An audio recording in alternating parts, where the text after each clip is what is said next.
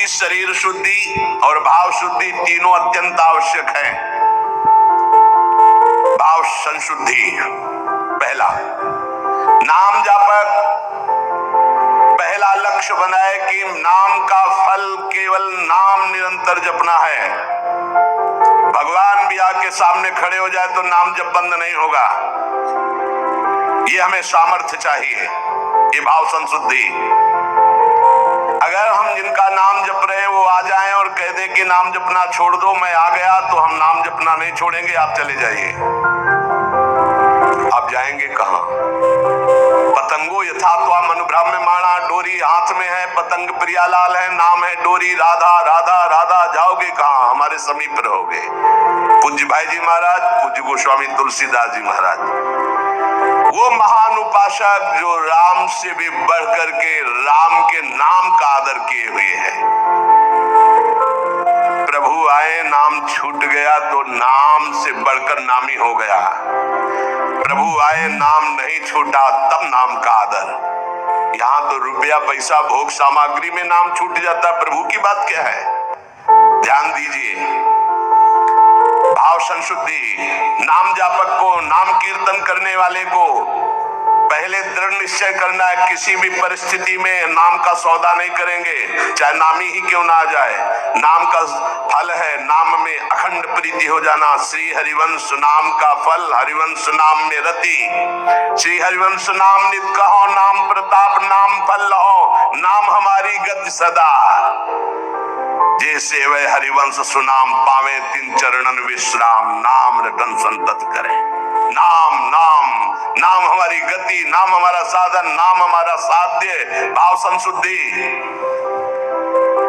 नाम जापक मान बड़ाई छूने न पावे, ईर्ष्या द्वेष परास्त न करने पावे, धन का लोभ, भोग सामग्री का लोभ मन में ना आने पावे। बहुत ध्यान से सुनो, बहुत बड़े महापुरुष, चूंकि इनकी महिमा पहले से सुने, बहुत प्रभावित हृदय है। ये बहुत एकांत प्रिय महापुरुष थे। इन्हें सबसे ज्यादा इनकी प्रसिद्धि थी दिनचर्या। ये अपनी दिनचर्या को श्री भगवान मानने वाले और महान पुरुष, महान बैरागी, प्रतिग्रह शून्य और वस्तु स्थिति के बोध प्राप्त किए हुए अवधूत महापुरुष श्री कृष्णानंद स्वामी जी महाराज। मान बड़ाई नाम जापक को छूने न पावे, ईर्ष्या द्वेष छूने न पावे, लोभ भोगों का संग्रह प्रतिग्रह छूने न पावे। ये मलिन भाव सदैव दूर रहे। ये नाम जापक कीर्तन करने वाले उपासक दंभ ना आने पावे, दिखावा ना आने पावे, बनावटीपन ना आने पावे। ध्यान दीजिए, स्वामी जी कह रहे हैं आजकल नाम जापक कीर्तनकार कीर्तन और नाम जप की ओट में बड़ा अनर्थ कर रहे हैं। बड़े महापुरुष हैं, ये अपनी वासनाओं की पूर्ति का खेल खेलने लगते हैं। ये नाम का कीर्तन का दुरुपयोग करने लगते हैं। जिनको ज्ञान नहीं, ऐसे लोगों को फंसाकर अपनी वासना की पूर्ति करते हैं। ये आजीविका चलाने लगते हैं, अपने को भक्त कहलाकर पुजवाने लगते हैं। कीर्तन मंडली बना करके वासना की पूर्ति करने लगते हैं। ये महापुरुष हैं, इनकी बातें सुननी चाहिए। हृदय से दंभ पाखंड रोग नष्ट हो जाएगा। कीर्तनकार नाम जापक इस विरुद्ध आचरण को कभी छूने न दे अपने जीवन में, चरित्र में। मलिन भाव को दूर से ही रखे तो भाव संशुद्धि होती है। जिसका भाव शुद्ध हो जाता है, नाम जप और नाम कीर्तन में उसके सामने प्रभु दिखाई देते हैं। पक्का पक्का, इसमें कोई संशय नहीं। नाम जप का अगला फल है नामी की हर समय सानिध्य का अनुभव होना, उनके रूप का साक्षात्कार होना। केवल प्रभु को रिझाने के लिए हम कीर्तन करते हैं, नाम जप करते हैं। कोई और सुन ले उसके भाग्य, हम किसी और को सुनाने के लिए नहीं। पवित्र नामों का कीर्तन, पवित्र नाम का जप अंतर और बाहर की पवित्रता, आनंद के लिए। भाव संशुद्धि। आचार संशुद्धि। नाम जापक जिनके आचरण गंदे हैं और कहते हैं मैं नाम जप करता हूं, नाम कीर्तन करता हूं, ऐसे लोगों से बहुत दूरी बना के रखनी चाहिए। पूज्य महाराज जी कह रहे हैं ये नाम का जप या नाम का कीर्तन का लाभ नहीं ले पाएंगे। जो लोग अपनी शास्त्रीय मर्यादा का त्याग करके पाश्चात्य सभ्यता का अनुकरण करते हैं और अपने को नाम कीर्तन या नाम जापक कहते हैं, भक्षाभक्ष का विचार नहीं, जितेंद्रियता नहीं, पवित्रता नहीं, इनको कभी नाम सफल नहीं हो पाएगा। यद्यपि ये भी नाम प्रीति से जपे तो उठ जाएंगे, पर ये नाम में दम्भ करते हैं, पाखंड करते हैं, वासनाओं की पूर्ति का खेल खेलते हैं। अब जो कह रहे हैं बहुत समझने की बात है। हमारे शब्दों पर ध्यान दिया जाए। जो होटलों में जिनके विचार, जिनके आचरण अपवित्र हैं, ऐसे लोगों के द्वारा बने हुए भोजन को पाते हैं। जो अपवित्र बिस्कुट, डबल रोटी, बन, देखना महापुरुष जनों के वचन है। जो अपवित्र विचार, अपवित्र चरित्र, अपवित्रता का अपने जीवन में संचरण किए होटलों में बना रहे हैं, उनके हाथ का बना हुआ जो भोजन पाते हैं। जो अपवित्र बिस्कुट, डबल रोटी, बन, वो जो मोटा मोटा आता है, नहीं आता है, वो इतना बड़ा मोटा आता है, उसमें लाल लाल ऐसे लगे होते हैं, बढ़िया तो सुधार रसितुम जिह्वास्तु में भी वाला नहीं हो पाएगा। या मना कर रहे बंद, तो बंद हो गया, बंद हो गया। सत्संग जो है सुनोगे तो रोज चाटा लगेगा। और सच्ची कह रहे हैं, अगर इसके अनुसार चल लोगे तो भजन बढ़िया बनने लगा। सात्विक भाव से ही भजन होता है। कम से कम अपने घर में जो रोटी बनाई जा रही, रोटी बन रही, श्री जी को भोग लग रहा, सात्विक तो है। कब बना, कैसे लोगों के द्वारा बना, क्या विचारधारा से बना, कितने दिन से वो बना रखा है। अगर शाम की रोटी सुबह दी जाए ना तो अभी हो जाएगा कि हम नहीं खाएंगे, बासी है।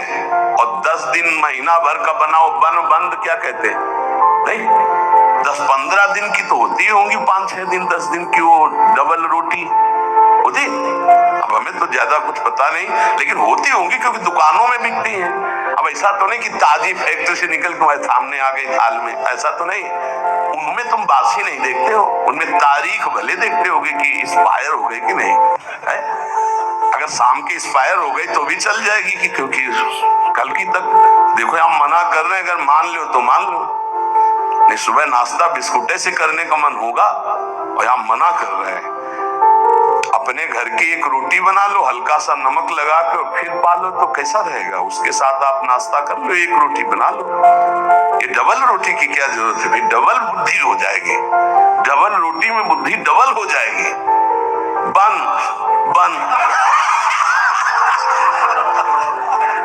नाम जप में मन नहीं लगेगा। माला हाथ में बार ऐसे ऐसे करोगे, चर्बी बढ़ जाएगी।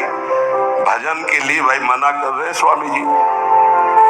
होटलों का भोजन, बिस्कुट, डबल रोटी, बन, प्याज लहसुन से बना हुआ भोजन, फिर आगे तो बहुत ही निषिद्ध है जो अंडा मांस मदिरा आदि का सेवन करते हैं।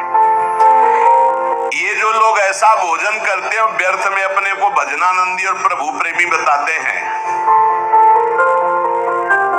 प्रभु प्रेमी कहकर अपने स्वधर्म का अपमान मत करो, अपने धर्म का तिरस्कार मत करो। ऐसा भोजन पाने वाला कभी भजनानंदी नहीं हो सकता।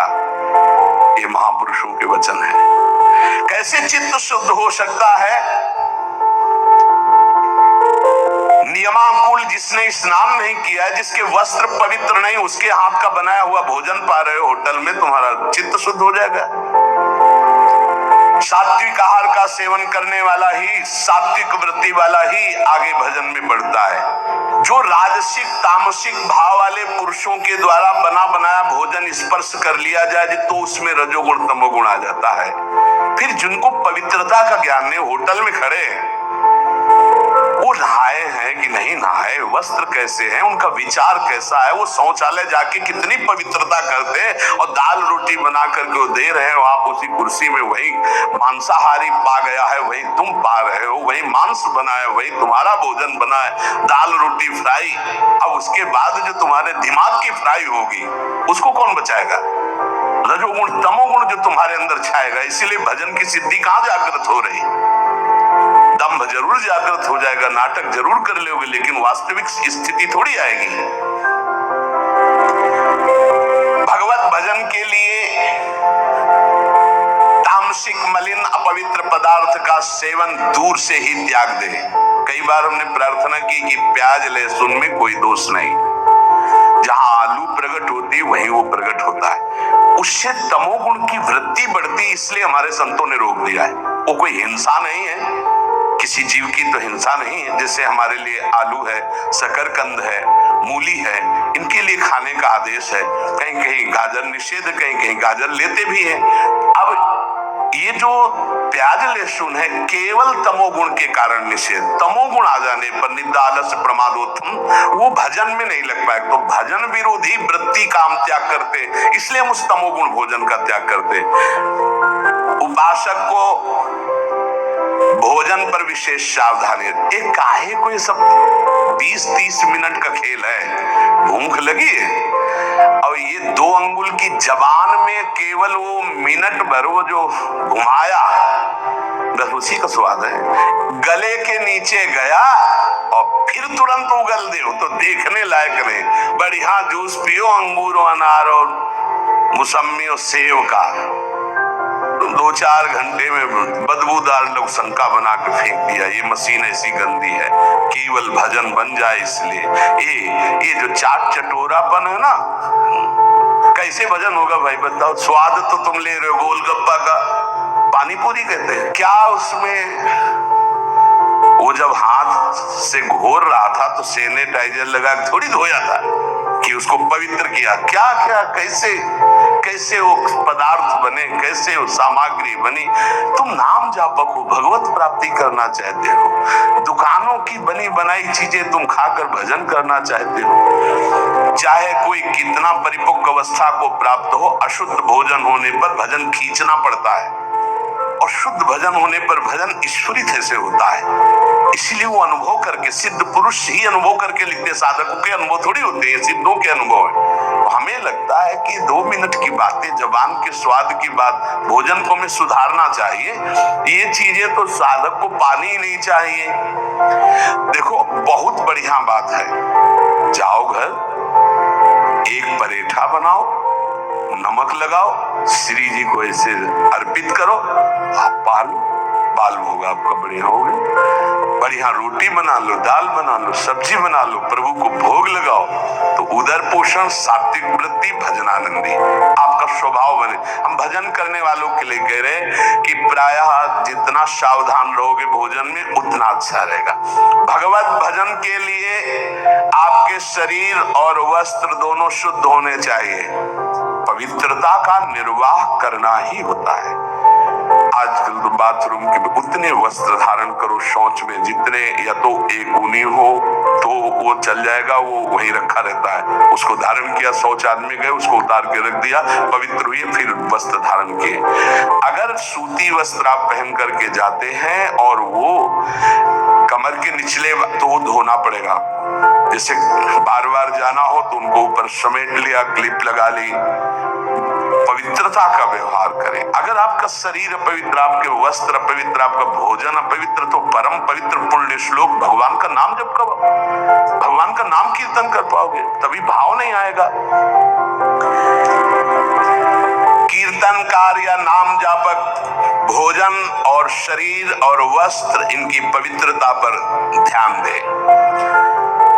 आजकल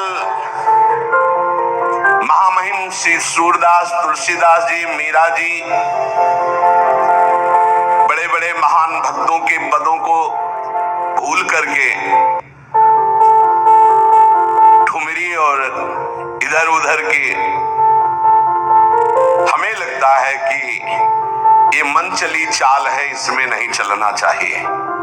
महापुरुषों के वचन, क्या सूरदास जी, तुलसीदास जी, मीरा जी, कबीर साहब, दादू जी, नरसिंह स्वामी, हरिदास जी, हरिवंश महाप्रभु, तुकाराम, नंददास, नारायण स्वामी, ललित किशोरी, इन महापुरुषों के पदों को गा करके तुम्हारे भाव नहीं बन सकते क्या?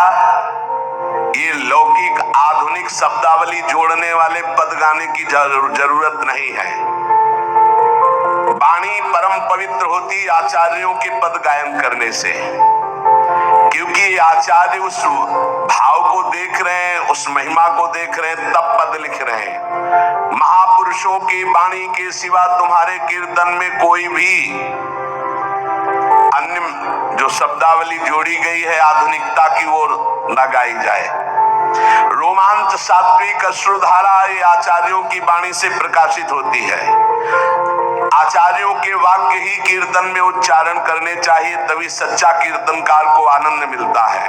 और ये भाई, बार बार प्रार्थना करता हूं कि मनुष्य जीवन का कोई भरोसा नहीं, प्रत्येक श्वास खतरे में है। कौन सी श्वास आखिरी है ये पता नहीं। इस श्वास का सदुपयोग कर लो। एक भी श्वास नाम के सिवा बीतनी नहीं चाहिए खाली। सांस सांस पर कृष्ण भज, वृथा सांस मत खोए, ना जाने या श्वास को आवन होए न होए। एक एक श्वास में नाम जपते रहो। श्रवण किया, नाम जप से सब कुछ प्राप्त हो जाएगा। नाम जप में रुचि बढ़ाने के लिए भोजन पवित्र रखो, शरीर पवित्र रखो, वाणी पवित्र रखो। जो वाणी से अश्लील शब्द बोलेंगे, नाम भगवान कैसे वाणी में चलेंगे, कैसे जिह्वा में चलेंगे? इसलिए सावधान होकर जीवन की एक एक श्वास को सार्थक करो। शेष चर्चा आगे। श्री राधा वल्लभ लाल की।